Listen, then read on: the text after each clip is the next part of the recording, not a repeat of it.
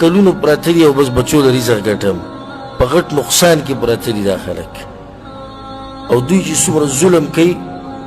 د دې به دوی ته دا پته ولګي چې کله الله راونیسي او د دې تپوس وکړي ما ته د دې مسلې زیاته په دې پته ده چې موږ ته ډېرې زیاتې مسلې راځي او تپوسونه رانه کېږي ډېرې زیاتې مسلې نږدې ورځو کې یوه مسله راغله عکس دلته وې او ورور یې د ښځې سره زنا کړې ده هغه مسلې تپوس کوو درې ورځې کې څو ورځې مخکې یو کس رابطه وکړه دلته دی ترې د ښځې سره زنا کړې ده دا زه هغه خبرې نه کوم چې ما اورېدلي دي او چا راته ویلي ما نه په خپله دې تپوس شوی دی چې اوس څه وکړو د دې تپوس شوی ما نه اوس څه وکړو بل زموږ دا مطلب دی چې ښځه دا یو دیوال دی خښته ده ګټه ده د دې نه شهوت شتي نه به دې کې ساه شتي نه د دې خواهشات شتي خواهشات که دې صرف زما دي ساه صرف زما په جسم کې دی زړه صرف زما دی دا ښځه به تا ته ناسته یا ته 9 کاله او ته به بار پروت یې ته به په فیسبوک کې چې څه دې زړه غواړي هغه ګورې ته په یوټیوب کې چې څه ګورې هغه به ګورې ته به په واټساپ کې چې څه ګورې هغه به ګورې دا به تا ته داسې ناست دی د دې ګرنټي څوک ورکولی شي خو انسان دی چې کله به شیطان زورور شو او دویمه خبره چې د الله یره پکې نه وي او هغه لږ خلک دي چې د الله نه یېرېږي لږ خلک دي چې د الله نه یېرېږي نو چې د الله یره دې ترې لر کړه او شیطان به زورور شو دا انسان به څوک را کنټرول کړي بیا څوک به یې راټینګ کړي ښه پخوا داسې وه چې نه موبایل و نه فیسبوک و نه ټلیفون و نه ټي وي و نه ډش و یو زنانه به په کور کې د 4 دیوالونو دننه په پرده کې په حیا کې که چېرته بدکارۍ ته زړه کېږي خو موقع نه میلاوې ده اوس ولې بدکاري ګرانه ده هېڅ ګرانه نه هېڅ ګرانه نه ده پخوا چې به چې تعلق د جنۍ سره رابطه کوله پته شي کمې طریقې به یې جوړولې او په کمو وختونو کې به هغه تو او د یو سره رابطه او د بل سره چې صرف دا جنۍ یو نظر ویني بس صرف دا بس او که چېرته مشران به خبر شو د قومونو دشمنیانې به ترې جوړې شوې داسې د حیا او درنه معاشره وه زمونږه اوس جنۍ د هلک سره خبرې یو بټن غواړي بس صرف یو بټن ته ضرورت دی چې دا یو بټن یې وواله که نه نو په دې کور کې دننه چې دا کومه جنۍ ناسته ده صرف د دې مخ نه د دې د جسم چې کوم اندام دا هلک غواړي هغه به ویني جنۍ هلک ته که ته ګران نه یو دغه بټن دې ووایي د دې هلک چې کوم اندام لیده غواړي هغه دې ویني بیا رابطې او راشه درشه او بیا دا پکې له ډېره مزه کوي چې د کور مشر کوم ځای کې هغه بهاري کور مشر نشته خو د الله نه یېرېږي چې یو کور د الله نه یېرېږي نه که مشر یې نه وي نو بیا هم څه پروا نشته خو چې یو کور بېدینه کور دی نه الله پېژني نه پیغمبر پېژني او مشر هم نشته نو نه یره د الله او نه یره د مشر نو دا به ته څنګه کنټرول کړي دا به کنټرول کړي عزت دا ټول نه اوچت شی دی عزت د ټول نه اوچت شی دی چې موږ سره دی دا عزت چې نه لاړ که نه والله که کروڑپتی او لکپتی او سرو زرو کې دننه پروت دی که نه خو دا به ماته مه وایه چې زما سره مال دی هسې به خلک په ځان پورې خاندی بیا او چې غریب وي او ډوډۍ د ته هم نه میلاویږي 2 ټیمه او عزت دي او خلک درته په دروند نظر ګوري دا ژوند دی دا ژوند دی زه دا ما سره کسان راغلي به ما پسې خو داسې ژوند شو زه ورور د ښځې سره زنا وکړه اوس به څه کوې دې نه بس دا 3 ورځې مخکې تره د ښځې سره زنا وکړه د ده د ښځې سره تره زنا کړې دا به څه کوې او دغه شان دا نوي واقعات چې کوم راښکاره کېږي نن را سره یو ملګري رابطه کوله چې چې زمونږ په کلي کې یو عالم دی او هغه عالم حق بیانوي مسلې بیانوي د قرآن او د حدیث نه نو چا وله پرون د 5 کالو لورې وه هغه وله چا تختولې ده او زنا ورسره کړې ده او بیا وژلې ده نن وی د هغې ماشومې جنازه وه او حکومت چې هر څه وکړو ته نه معلوم کړي چې دا 4-5 کسانو دې ماشومې سره زیاتی کړی د ده نه بدل اخیستو دی چې ته قرآن او حدیث بیانې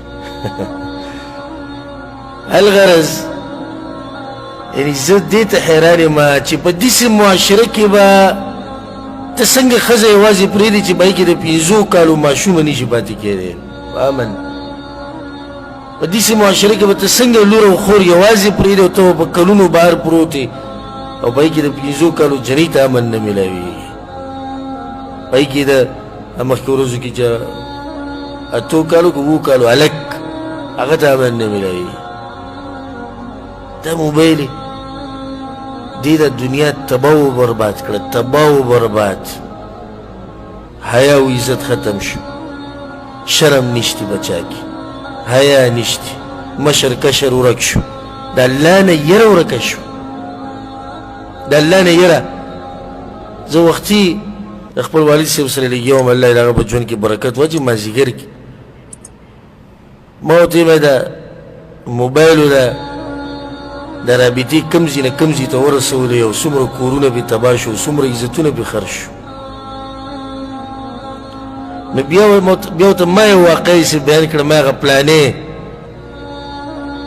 ما غریب دلته مزدوري کوي هغه لوري دغه جاخه کړې دی والک سره هغه خبر دلته ناست دی غریب سهار ځي او د شپې راځي غلطي ده د کور احوال نه معلومه یي هر چا سره دغه اخخته موبایل هر چا سره پروت دی خو لازم به دا چلونه کوي څه به کوي ما مخکې 2 خبرې ذکر کړې چې یو د الله یره ختمه شي او دویم د چا یره د مشر یره نو بیا به څه کوي نو د خپل کور غم وکوي د الله بندګانو مزدوري کوي دا د پخوانه دا طریقه د انسانانو روانه ده چې رزق دپاره دوی بهر ته ځي خو په حدودو کې دننه چې تا ته پته وي چې زما ښځه دومره وخت صبر کولی شي زما د کور نګراني کېږي که زه نه یم په کور کې پلانې دی زه وخت په وخت تپوس کوم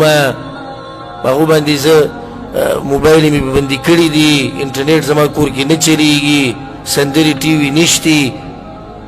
هم سړی که داسې شریعت په حدودو کې دننه مسافري کوي دا خو عامه خبره خو زه دا خبره چې ما وکړه ما د هغه خلکو وکړه چې د شریعت د حدودو نه اورېدلي خلک دي بعض ځوانان 14 کاله په بولز مې ولیدو ازمرې 14 کاله شي دلته پروت 14 کاله ښه دا یو کس واقعه خو ما تاسو ته بیان کړې وه کس د هغه واقعه دا وه چې هغه کلي ته لاړ نه اول بیر چې د کلي نه راغی نو 8 کاله په سعودي کې یو ځای تېر کړو خو واده یې نه و زموږ دا خلک چې واده یې نه شي به خو هېڅ خبر نه ولې د مور پلار چې دوی سره به څه کوي صرف دا خبره ښځې خو نه لږ ساعت مخکې ما اشاره وکړه دې طرف ته زه خیر خو ښځه یې نه وي بیا هم زه 8 کاله پروت ځوان بیا لاړ جنۍ وغوښته اوله جنۍ نه ورکوله وایي دا ته موږ ته نه هېرېږو 8 کاله ته پروت وي دا خو ستا نه نه خو واده مې نه اوس ښه شوی جنۍ چې وغوښته چې راغې 9 کاله یې تېر کړو بیا لاړ نو غټه جاخه واده نه ورکوو دا کښېنئ او پاسئ جرګې چې بس هغه غلطي ده شوې ده بیا یې داسې نه کېږي نو 2 میاشتې چوټۍ یې تېره کړه واده یې وکړو 2 میاشتې چوټۍ بیا چې راغی 12 کاله یې تېر کړو نو بیا د سعودي عرب حکومت لري الله جنتونه ورکړي نو هغوی نیولی ده اوس یې لېږلی دی مخکې ورځو کې د الله دې هغه پولیس او هغه ادارې والا په هغه باندې الله خاص رحم وکړي کوم چې په ده باندې لاس اچولي و لېږلی دی نو دا سړی اوس دا وګوره زه دې برید ته ویله ته وایي زه پوښتنې یم او زه بچو د رزق ګټم څومره ظلم څومره زیاتې به یو ورځ بې ناشنا خبره څه وشوه یو ورځ څو کاله مخکینۍ خبره دا خو بل جومات کې زما درس و نو هغه یو ملګري تپوس وکړو ما نه درس په اخره کې چې دا بعض کسان په سعودي عرب کې ډېر وخت پراته یو زینه ته دې باره کې څه ما عام نصیحت وکړو او والله که ما ته پته و چې دې سړي ډېر وخت شوی دې قصې نه بعد زه خبر شوم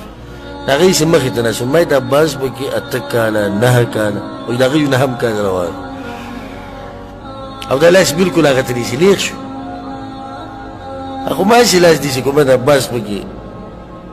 بیا بهر ته راووتو چا چې تپوس کړی د هغه سره غټه جاخه وکړو تا قصدن عمدن او زه دې ورته ښوولی وم ځکه خو ما ته یې داسې لاس ونیو چې د بعضو پکې 8 9 کاله شي خو چې دومره تا ته پته ولګي چې لاس مې راته هم ونیو نو خو بیا یې دې نه څه درس واخله لاړ شه کور ته نو دا کسان د الله په مخ کې د دوی نه به تپوس کي الله یوقفوهم انهم مسؤولون د هرې خبرې مبارې کې به تپوس کي د بچو د دې ښځو د دې هر څه به تپوس کي بل نصیحت هغه دا دی او دا ډېر قیمتي نصیحت دی په کور کې د ښځې سره د بچو سره مشوره کول دا کور ډېر ښکلی کور او الله په قرآن کې د مؤمنانو عام صفت ذکر کړی و امرهم شورا بینهم د دوی خبره دوی په منځ کې مشورې نو کله چې ته څه کار کول غواړې د خپلو بچو له مشوره ورکوه چې دوی څه وایي تا ته اگر که دا خبره خو صحیح ده چې سړی چې دی مشر دی د کور او پلار مشر دی او دی هم فیصله به هم دی کوي خو نه د بچو له موقع ورکول خصوصا چې بچي کله لوی شي نو دې سره 2 3 فایدې دي یو فایده پکې دا ده چې ډېرې مشورې به ستا مخې له راشي نو کوم کار پکې غوره هغه به تا ته ښه واضحه شي بله دا چې د دې بچو به تا سره محبت هغه ډېر شي درېیمه ده د بچو ته هم دا پته ولګي چې موږ باندې هم څه ذمهوریانې شتي او دا په اکثرو کورونو کې دا نشته زه مړه وي ښځه چا راوستی نه به تپوس کوي وایي داسې که نه وایي د ښځې نه وي چا را تپوس کړی بچو نه وایي څوک مشوره اخلي صحیح ده فیصله هم ستا ده خو دې مشوره کې ډېر خیر پروت دی په دې کور کې ورسره مینه محبت ډېري دا خو هغه مسله ده چې ټول پکې کینې او خبرې وکړي بعض مسلې داسې دي چې د